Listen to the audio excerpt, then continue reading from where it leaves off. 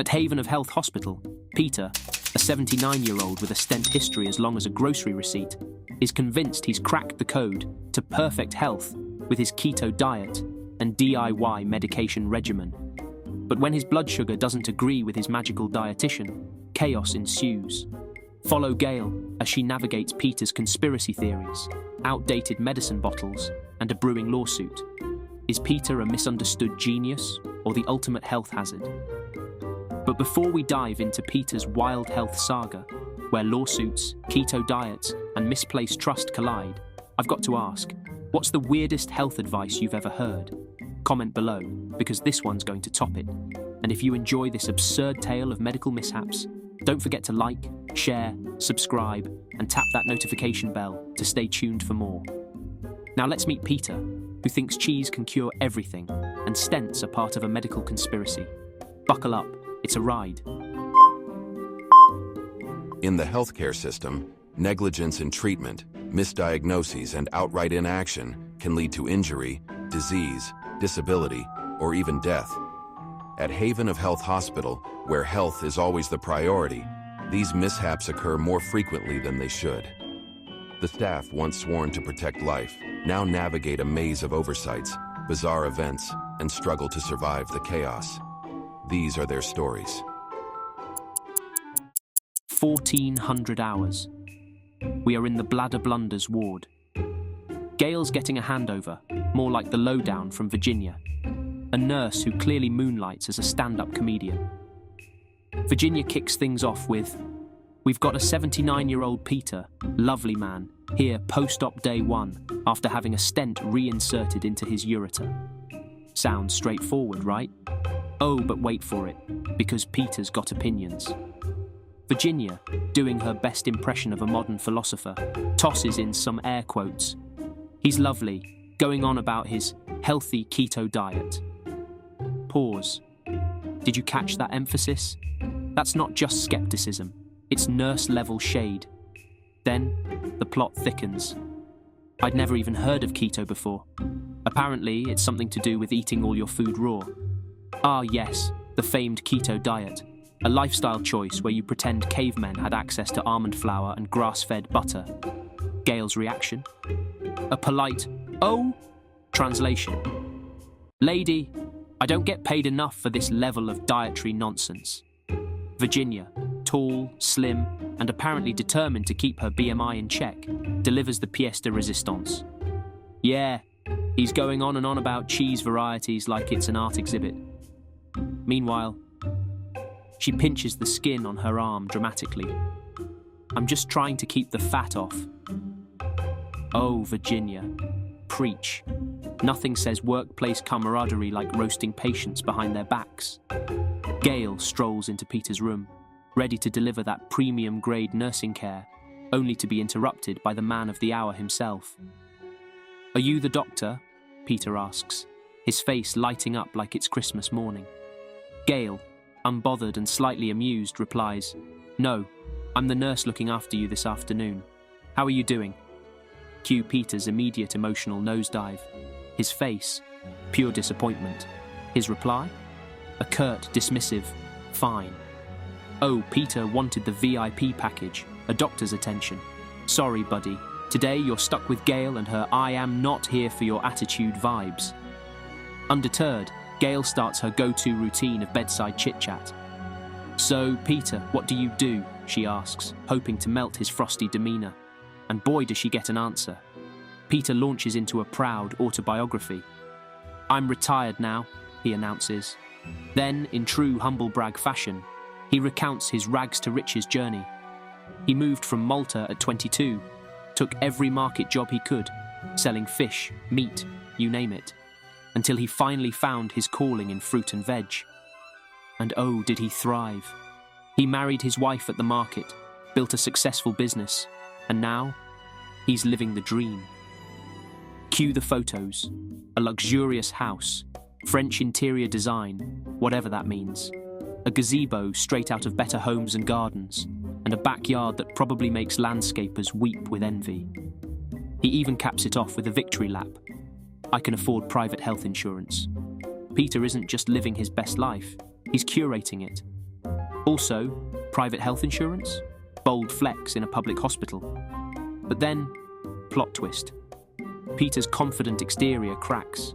A shadow of sadness crosses his face as he admits, "The only thing marring this dream lifestyle is my health." Peter dives into the saga of his urinary stent, which, by the way, has now been reinserted for the 3rd time in 7 months. 7 months. He's fuming. "They told me it would stay in forever," he says, his voice rising with every syllable. Then comes the pièce de résistance. "Do you know how many times I've been to the hospital this year?" he asks, not waiting for an answer because, clearly, this is rhetorical. Peter's anger shifts into overdrive. "They told me these were the best doctors. They told me the problem was fixed." He throws up his hands in frustration, accusing the doctors of being either incompetent or deliberately negligent, just to keep cashing in on his stent-related misery. "Okay, Peter, pick a lane. Are they incompetent or evil geniuses? Because I'm not sure you can have both." So Peter, our 79-year-old self-proclaimed keto warrior, isn't done yet. Nope, he's got a whole agenda, and suing his doctors is at the top of it. Yes, folks, Peter's had it. If this new stent fails, he's ready to throw down some legal cheddar. He's already consulted with an expensive lawyer. Expensive as in, I pay him more per hour than most people earn in a week. Because apparently, you can't flaunt your private health insurance and cut corners on lawsuits. Peter's about to put the sue in Pursue Better Health. The man is on a mission. But let's dive into his master plan for ultimate health. First, he tells Gale that he's invested big time this past year. Forget a spare bedroom for guests. Peter converted one into a private gym. Fancy, right? He even hired a personal trainer, which sounds great until... surprise. Peter decided that all that structured exercise was cramping his style. So now, he works out at his own pace. Translation: I occasionally walk past the treadmill and think about using it. But wait, here's where things take a turn into bizarre wellness land. The trainer, trying to salvage this health saga, recommended a dietitian. And this dietitian? Oh, they introduced Peter to the magical world of keto. Now Peter is living his best raw life, convinced that he's cracked the health code. Peter is positively buzzing about his diet. He claims it's a revelation. He's eating all the foods his GP had lied to him about for years. And yes, he says lied, like his GP was part of some international anti-cheese conspiracy. Can you believe it?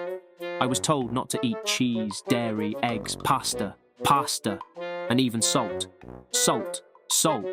and fruit, because apparently there's too much sugar in fruit, Peter says, shaking his head like he's just uncovered a global health scandal. Peter, my guy, nobody told you to stop salt like it's a controlled substance. Relax. It's not a kilo of cocaine, it's table seasoning. But here's the kicker. Peter's dietitian told him he could eat all the cheese he wants. Yes, all the cheese. He starts listing them like a sommelier. Gebejna, mozzarella, feta, cottage cheese, his eyes practically sparkling as he talks about it. And I can eat as much as I want. Somewhere, a cardiologist just felt a disturbance in the force. Peter then delves into the philosophy of keto, which, according to him, is about eating unprocessed organic food in its natural or raw state. So far, so good. But then Peter casually drops, I can eat pasta, rice, and vegetables. Okay, pause. Pasta? Rice? On keto? Peter, are you sure you're not on the Carb Enthusiasts Anonymous diet? But the chef's kiss moment? His dietitian, if we can even call them that, promised him that 6 months of keto would let him cut his medications in half. And after 3 more months, no medications at all. Cue Gale's internal red flags waving like she's directing traffic. This so-called dietitian is giving off major fad diet salesperson vibes. Because let's be real, no legit licensed dietitian would ever tell someone to ditch their prescriptions like it's a Netflix free trial. Gale, now the voice of reason in this circus, interrupts Peter mid-ramble. And have you reduced your medication by half? She asks, trying to piece together this mess. Peter, clearly annoyed by the intrusion, snaps back, yes, it's a win-win situation. I get to eat well and save on the cost of medication. Win-win. More like red flag, red flag. But Gale isn't done. Did you let your GP know that you're only taking half your medication? Peter's response. Peak conspiracy theorist energy. No, why should I tell him? It's none of his business. He'll just tell me not to do it. These doctors are in collusion with the pharmaceutical companies, pushing medications so they can keep having patients. They lie to us. They tell us we're sick. Yep, sick.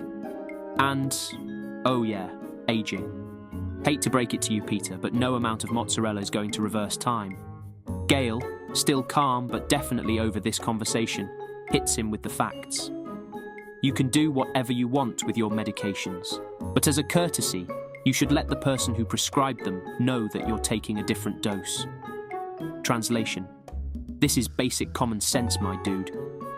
Peter doesn't look convinced, but Gale's already pulling the nurse exit strategy. I have to go now. I'll see you later.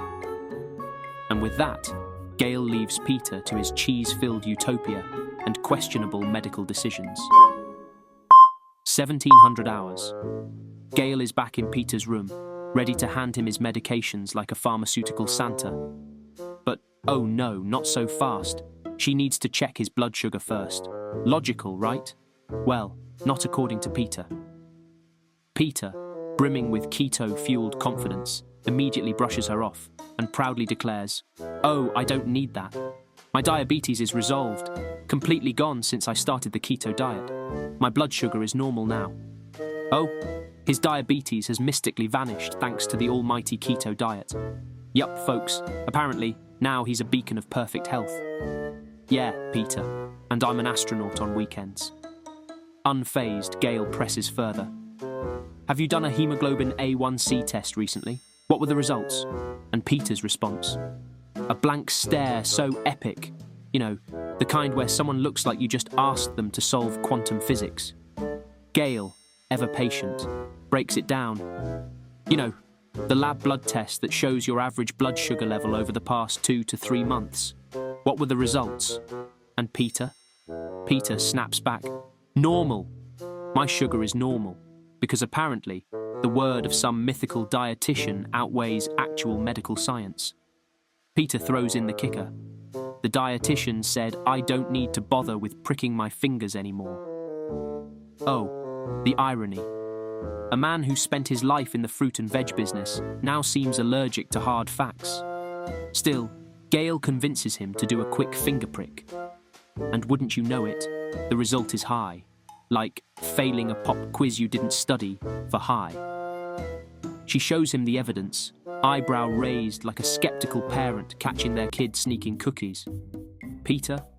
Speechless. Absolutely floored. But wait, it gets better. Peter whips out this old, crusty medicine bottle, label so faded it looks like it survived the Titanic, and insists Gale use the pills inside. Yes, this man has an old brown bottle containing a random mix of halved pills. He proudly assures Gale they're the right dose. The right dose of what, Peter? Aspirin, M&Ms, methamphetamines, who knows? Gale humours him, peeks into the bottle and thinks, yup, this is a pharmaceutical nightmare. She calmly explains, I can't give you these pills. I don't know what's in them or their dosage. And let's be honest, if they've expired, Peter's health isn't the only thing aging poorly here. And Peter? Oh, Peter flips out. You're not even a doctor. Just because you're wearing a stethoscope, you think you're one. He then threatens to destroy her on the hospital feedback form. Classic Karen move. But Gale, bless her soul, stays calm and explains the law. Legally, I can only give you medication from original packaging, she says. Reluctantly, Peter takes the prescribed medications, but grumbles about wanting the halved dose. Peter, let's be real. Halving your meds isn't a life hack, it's playing Russian roulette with your health. Peter flat out refuses the aspirin, declaring, I stopped taking that over 6 months ago. Gale knows this is bad news, but decides to pick her battles. After all, she's seen this rodeo before and knows the hospital's patient experience team will come knocking soon, wagging their fingers and lecturing her about Peter's unhappy experience at Haven Hilton. You can almost hear their pitch. "Hi, Gale. We noticed a patient called you an unqualified stethoscope cosplayer. Can you explain?" So, Gale gets proactive and heads straight to senior urologist Simon to preempt the inevitable fallout. She updates him on Peter's antics, and Simon's eyes light up. Not with concern, mind you, but with lawsuit prep mode. Turns out Simon already knows about Peter's threat to sue if this latest stent fails, because obviously lawsuits fix everything, right? What he didn't know about, the keto diet and the directions of the mysterious dietitian. Simon decides it's time to hear Peter's story firsthand. Why? So he can document this goldmine of absurdity for the inevitable courtroom drama. Well, Simon thinks, if Peter makes it to see the lawsuit. Here's where things get juicy. 10 months ago, Peter had a cardiac event and was prescribed lifelong aspirin, to prevent clots. Fast forward to now, thanks to Peter's DIY healthcare, Peter's halved his hypoglycemics, cholesterol-lowering meds, and is proudly off the aspirin, much to the confusion of the urology team. Why? Because both his stents were blocked by, you guessed it, clots. Folks, Peter's out here playing 4D chess with his health. If he stays off the anticoagulant, he's looking at another stent reinsertion. That is, of course, if another cardiac event doesn't get him first. And there you have it, folks. Another perfect day at Haven of Health Hospital, where common sense checks out, but the lawsuits never do. Fad diets cure everything, and feedback forms are the ultimate weapon of mass destruction.